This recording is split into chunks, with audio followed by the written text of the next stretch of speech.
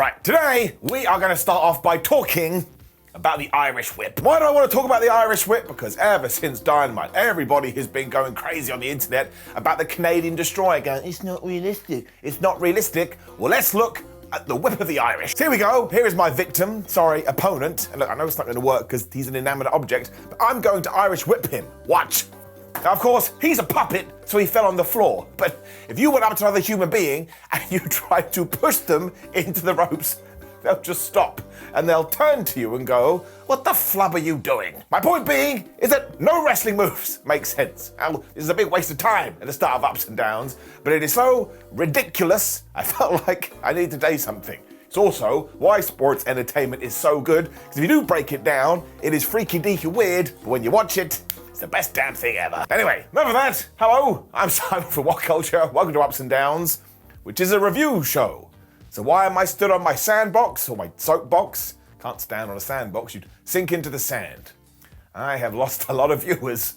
Let's up those downs. What a silly way to start SmackDown 2, because we got do-do-do-do, and here came the one, the only, John Cena. I mean, 2023 is just mad, because the other day he just went, oh, I think I'll come back to WWE. And you got AEW selling out Wembley, WWE have sold over 90,000 tickets to WrestleMania 40. Wrestling is booming right now, and I say long may it continue. The reaction, of course, was huge because it is Jonathan Cena, and he thanked us for all the great moments he's had in his career. I was like, you're welcome, John.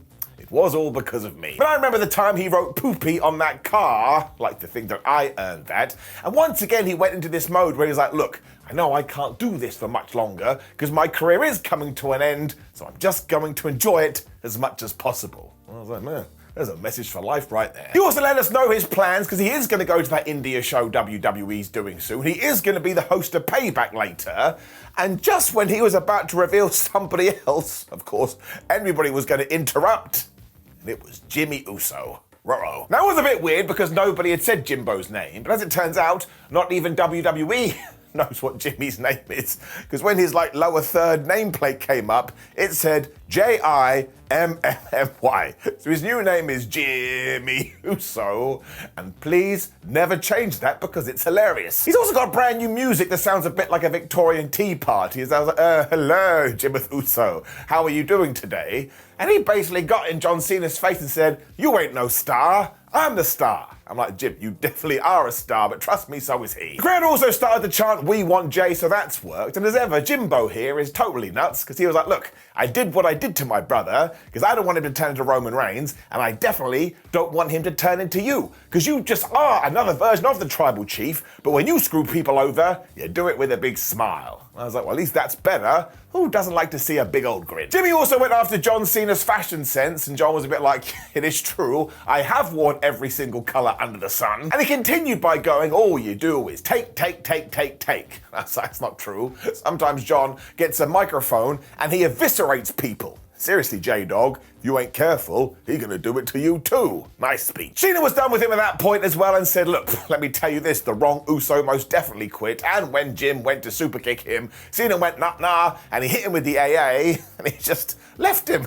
That's right, he walked out the ring. This is interesting though, because you have to believe it leads somewhere, maybe with something to do with the bloodline, although we have seen Roman versus John already, so I don't know. What I did like is that we did put the brand new heel version of Jimmy Uso right into a top spot. Can't get mad at that. Giving it up. I'm also super pumped for John Cena because he is back for 6 weeks, which means maybe, just maybe, we will do him versus Cody Rhodes. Everybody takes your fingers and keep them crossed. When we cross the streams! And you never cross the streams. Because Kayla Braxton was in the back and she was interviewing Austin Theory and Grayson Waller. Now they thought it was hilarious that John Cena is going to host Payback, which was really weird. It's like, well, he got a gig. What's so funny about that? As Austin Theory once again reminded us, he beat Cena at WrestleMania. I suppose he may have said that because they're going to do it again. Can't lie, I searched my feelings. I don't really want it. By this point, Rey Mysterio and Santos Escobar had headed to the ring as well, because we were going to do this tag match. And I tell you the best thing about Austin Theory and Grayson Waller teaming up is that you can shorten their name to WAT. There's something that we can shout from the terraces. Oh, it's WAT. It's definitely going to get censored on British TV. Now this of course did make sense because at Payback we are doing Rey Mysterio versus Austin Theory for the US title, although here we started with Grayson Waller versus Santos Escobar. Rey of course got the tag soon after this and the good guys were beating up the bad guys. At one point Escobar just grabbed Rey and threw him at their opponents. And I was like, I hope you asked to do that beforehand, otherwise it's not very nice. As always, we cut to a commercial after this, and when we came back, Austin was just whipping Rey's ass. So we need to figure out what happened because WWE didn't tell us, and I'm going to presume that Grayson Waller started to shout "G'day, mate" at the top of his lungs, whereas Austin Theory was going, "Hey, turn down," and singing that annoying theme song, and Mysterio got so annoyed, he forgot he was in a match, and he got punched in the face. That'll do. We of course did all this so Escobar could get the hot tag, and man, he crossbodied Grayson Waller, and then he just did the most wonderful Frankensteiner you've ever seen in your life. At one point too, Mysterio was gonna get murked, and Santos pushed him out the way, so I was like, one, what a good friend, and two, soon, he was definitely gonna turn on Rey Mysterio. You could just smell it in the air. It did screw him over though, because he was so confused. Waller ran in with his rolling stunner, and he hit it, and he got the 3. Now, I was actually quite pleased about this, because Grayson has needed a win, and even if he does get it in a random tag team match, well, it all counts. Well, it all counts in my book. The book is called The Life and Times of a Bald Idiot.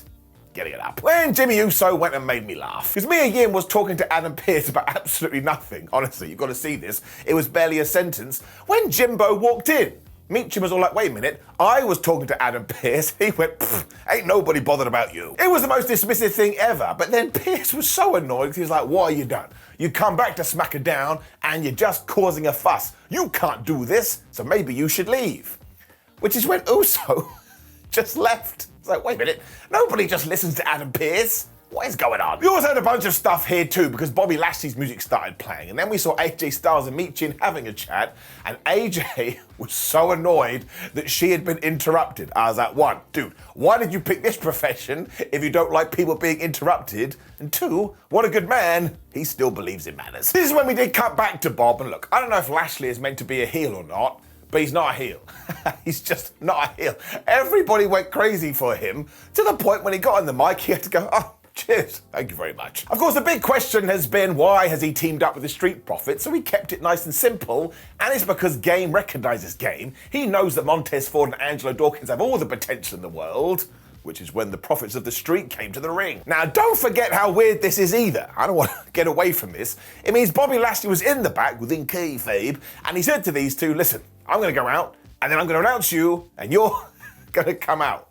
So why couldn't you have gone out as a 3? Now these two are definitely trying to be heels, I think, because they did thank Bobby Lashley, but then Montez was all like, man, we're so damn sexy. Whereas Angelo revealed, man, we're so indebted to Bobby Lashley because he's allowed us to see the bigger picture. They also have a new catchphrase too, I think, which is, it's nothing personal, it's just profits.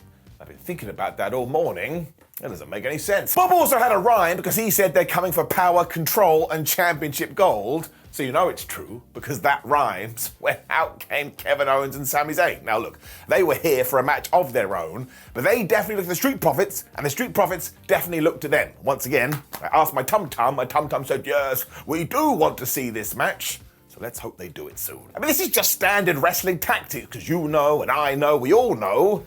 Maybe my mum knows. Let's call her. Hey mum, yeah, it's me. Do you know? She hung up. Anyway, I do like this group a lot, but we do have to do something with Bobby Lashley soon. He hasn't been in anything for ages, but I'm giving it an up. When for some reason, the tag champs beat Joaquin Wilde and Cruz del Toro. Now I suppose at least we did something with the remaining members of the LWO, because usually they're just hanging out in the background playing Nintendo. You know the deal. It went 2 minutes, haluva kick, stunner, 1, 2, 3. I mean, if you had gone to the bathroom, you would have missed it. So this just established them as nothing. Imagine you had that on your CV, last job, I didn't do anything. Although right after this, Owens and Zayn did get on the microphone. They were like, listen, Judgment Day, we're fighting you at Payback, and you better bring everything you can, because this is going to be the fight of your life. I really hope they take it seriously. And like, turn up with their children. Kevin is like, nope, that's not what we meant. We also made sure we tied all of this in because Jimmy Uso was watching this backstage from a somewhat ridiculous angle, because of course he would be interested in this because he used to be a tag team champion, when he also got confronted by AJ Styles. So before I do get to that, I shall give this an up. Again, I don't know why we had to job the LWO out, but I think it's actually more important that Kevin Owens and Sami Zayn got some momentum they got a big match later. This is when Styles and Uso continued to get into it because AJ was like, how dare you mug my friend off like that, and Jim didn't care. When all of a sudden Sikoa was here, and he beat up AJ Styles, and he even said to Jimbo Uso, you ain't in the bloodline unless we say you're in the bloodline. No, it's the other way around. You ain't out the bloodline. You know what I'm talking about. Now, I got a bit worried about that because that's just silly, and once again, we'll talk about this later, when we cut right to AJ Styles, who was doing a promo, and he was all like, man, this bloodline, they think they run the joint, and I'm sick of it. I was like, AJ, it's been 3 years, you super late. Now, of course, he wants to take on Solo in the main event as well, and what I really liked here is the rest of the OC walked up to him and they were like, Styles, don't do this, we don't want to mess with them. This is how other people should be reacting. You know what Roman Reigns' crew have done recently. Why the hell would you want to get involved? But still, Styles disagreed. We're going to get that in a bit. As we do have a pay-per-view later too, we had to continue to build some matches. So here came The Miz. He did not do this. So let us pay our respects to the brand split, which is now officially dead. Miz was all like, man, I can't believe I have to fight LA Knight. He shouldn't be taking on me. He's not on my level. He had said his name a lot by this point, so LA Knight's music did hit. Honestly, this reaction has become one of the most fun things about SmackDown. How loud is it going to be? Now, the answer was 1, very loud, and 2, when he went, let me talk to you. It got even bigger.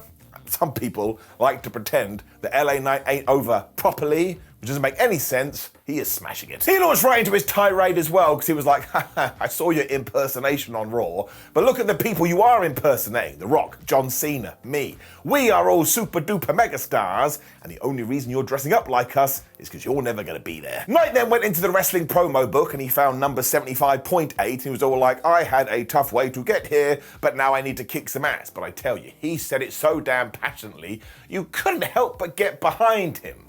And if he doesn't win later, there's going to be some angry wrestling fans. Miz disagreed because he was like, well, I'm the star you always wanted to be. Which is when Knight went, hey, I tell you what, I saw your reality TV show the other day, Miz and Mrs., and even on that thing you ain't the star, that has to go to your wife. Shots fired. He then kind of insinuated that maybe he'd have sex with her. And again, don't get mad at me. That is what he was doing here. When Miz went into the wrestling promo book and he found number 28B, because he was all like, the only reason the fans don't like you is because you are failure and they understand failure. Now look, I'm winding them up here, but both these guys are so damn good and they reminded you about what you have to do in wrestling. Sometimes if you have the verbiage, just let 2 people do a promo off. This absolutely rocked. He also said that once he's done with La, he'll have to go back to cutting promos into the mirror using a hairbrush like it's 2003. And I was like, Miz, that ain't no insult. The other day when I came into my house, I pretended it was my entrance at WrestleMania. We're all nerds. Knight then got super serious and said that no matter what happens, he's never gonna quit because he doesn't know how to, which meant that gym memberships all over the world were very pleased, which is why at Payback, he's gonna win. They then got into a fight, and if you can believe it, Miz laid him out with the skull-crushing finale. Now this is actually really good for LA Knight because the way that WWE likes to do things is if you do get beaten up on the go-home show, you're probably going to win at the premium live event. But here, he got back on his feet and these two got into a big brawl and they had to be separated. This is when Corey Graves said something like, oh man, LA Knight is clearly rattled by this. And I was like, yeah, when I'm rattled and not feeling great, what I do is I just go and beat people up. So both guys have done excellent work here and they don't even need to have a 5-star match. Just let them put on a decent showing, have LA Knight win, and all of this will have been a huge success. Round of applause from me. Giving it up. And then I freaked out. Because even though we've been building it for ages, from nowhere, we just pulled the trigger and it was Bayley versus Shotzi. What? The decision to cut Shotzi's hair, though, has been inspired because not only was it done for a good cause, but now it's all like short and spiky, and she just looks like she is going to absolutely annihilate you. So fair play to her. She also threw herself at Bayley to begin with, which you would do. They have a blood feud, you're not going to lock up. And even when Bayley slapped her at one point, Shots just went, ha ha ha ha. So she was like M. Bison. But then forward to the outside and then back in again because wrestlers love doing that when Shots was able to hit a splash for a 1-2 kick out. When the commercial break came, and when we came back, Bayley was in control. Again. So this time I'm just going to say the rest of Damage Control who were at ringside were like, oh, Shotzi, your hair looks so good, who did it? Shotzi's like, oh man, you so kind, when she forgot she was in a wrestling match and Bales hit her. That'll do. It didn't really hold her back though, because she did a crazy dive to an outside and this mad cannonball. And in fact, she was beating up Bayley so much, I was like, well, she's definitely going to lose. But I was wrong. Instead, this became the most sports entertainment thing ever, so I was dying. But Bayley went to Io Sky and she's like, give me the title, I'm going to use it. And Io didn't seem very sure about this, but we'll never know, because all of a sudden, Charlotte Flair's music hit and she came to ringside. So once again, Charlotte was backstage going, I'm going to watch this match, guys. And if anything happens that I don't like, I'm going to the ring. She booted Sky right in the face as well, and when the referee wasn't looking, walloped Bayley, which allowed Shotzi to hit the DDT, and she got the 1, 2, 3. And look, I suppose a win is a win, and Shotzi hasn't had many wins. My word. So I suppose something is going to be happening between Charlotte and Damage Control, and which one I don't know, because she attacked all of them. And next week, we are going to do the tag team match. But in terms of an angle, I actually was quite intrigued, so I'm giving it an up. However, there is one question that hasn't been answered. Roll it. Hello, my friends, and welcome to another episode of Heel or Face with me, Simon Miller. There's the wheel. We give it a spin. It has Charlotte Flair's face on it, because it's always Charlotte Flair. And the answer is face. Maybe. I don't really know, because I never know. We then had a big old video for Shinsuke Nakamura versus Seth Rollins, which apparently is going to main event Payback. I secretly hope Shinsuke wins. When out came Solo Sikoa with Paul Heyman. Once again, something was going on with the graphics department, because Paul Heyman was not here. I don't know why that stuff makes me laugh. I just like to think that he'd vanished or taken an invisible potion. What the flub is an invisible potion? It didn't mean that our main event was Solo versus AJ Styles. And the best thing about this is Solo Sikoa was really angry, because he's always really angry, but so was AJ Styles, because of course, he'd been murked throughout this evening, and he wanted to get some revenge. We also went WCW versus NWO revenge here, because at one point Styles tried to slam Sikoa and he couldn't do it. So he was like, oh no, my back. Which is when Paul Heyman just walked out. So I was like, I knew it. He did take an invisible potion, and he was just waiting for the effects to wear off. We then had another commercial switcheroo because Styles was winning and then he wasn't. So I bet Solo said to him, hey, AJ, have you seen that brand new Super Mario Wonder? Because as we know, AJ Styles loves video games. He was like, oh man, I'd love to talk about it.